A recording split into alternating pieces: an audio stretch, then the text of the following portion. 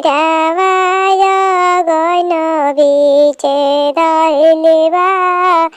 ओमे सूरुजावागे जोत इहा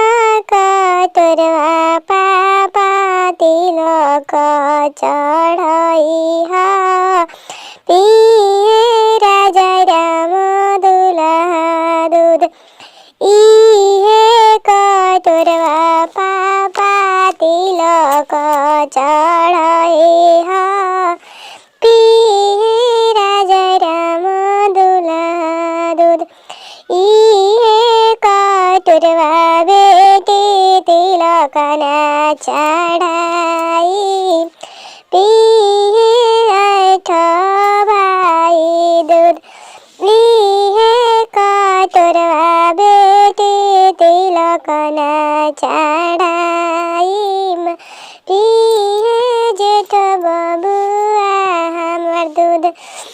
हातैन वचन जब सुनेली सीता सुन्दर काड भैली बजार केवाड हातैन वचन जब सुनेली सीता सुन्दर काड भैली बजार केवाड घोडावा चढन आइले दुलहा राजा राम दुलहा कासवा काडा भैलो दास घोडावा चढन आइले दुलहा राजा राम दुलहा कासवा काडा भैलो दास पापा के दिहलाई कासे धन नाही होई होइन अपने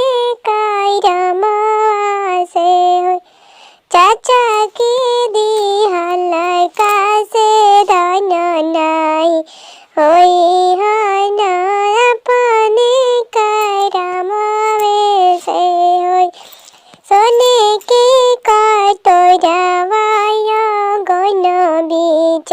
धैलेवा में